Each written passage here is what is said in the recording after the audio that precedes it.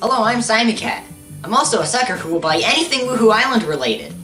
One Pilotwings Resort playthrough later, and I'll probably be shrugging off inevitable disappointment. The launch of the 3DS probably isn't remembered all too fondly, mainly because the price was too high. The only reason I would have bought a 3DS at launch would be for Pilotwings Resort. The Pilotwings series started on the SNES, with a game called, Pilotwings! I can't even figure out how to not crash and burn, so it's safe to say I don't have a great opinion of this one.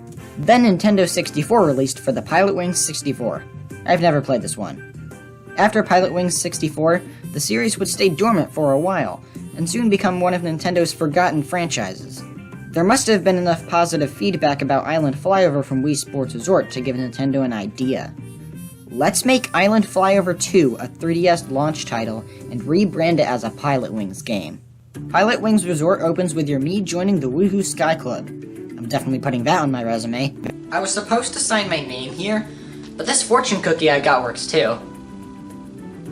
There are two modes to choose from, Mission Mode and Free Flight Mode. In Mission Mode, there are 42 missions to complete. Alright, Mission 1. It looks like all we have to do so far is fly through rings. This is a concerning first impression. Hello, I'm Siamecat from the future. Trust me, there's more variety than that in Pilotwings Resort. Are you planning on becoming a recurring character? I'm you. And why don't you have my hat? Because logic. He's not wrong. There is a lot of variety on display here. Part of the reason there's so much variety is because you can now use rocket belts and hang gliders.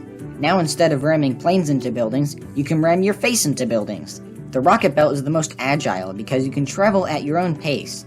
But don't get too comfortable. For some reason, the rocket belt has limited fuel while the plane does not.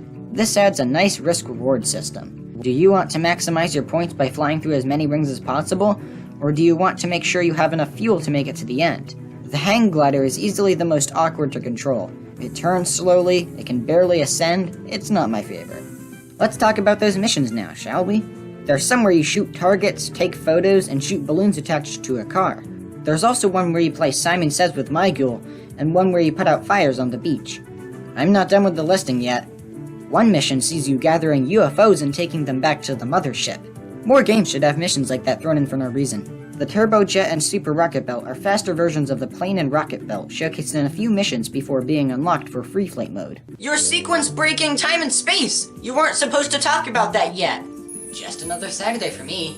The pedal glider brings back the energy mechanic from cycling. That's neat. There's even a mission where you become a flying squirrel. This person right here is about to make a terrible new Super Mario Bros. U joke.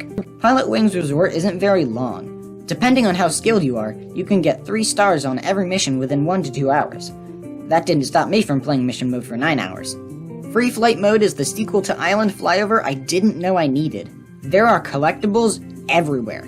The eye points from Island Flyover make a return, along with their witty descriptions. Collecting these unlocks evening and night. New to Free Flight mode are white balloons. Sort of. I kind of glossed over this before, but white balloons in Island Flyover turn other colors once you've popped them. The white balloons in Free Flight mode also do this, but in Island Flyover you only get a stamp for popping all of them. While in Free Flight mode, you get more time to explore at once. Also new to Free Flight mode are aircraft-specific collectibles, being the stunt rings for planes, Mii trophies for rocket belts, and gold rings for gliders. Collecting these unlocks neat dioramas. For getting 3 stars on all mission mode missions, you unlock a diorama of Mechahawk, a character from Pilotwings 64. You can also see him lurking around Wedge Island in Free Flight mode for some reason. For finding every eye point, you get a castle on Private Island instead of a house. You see that? I live there.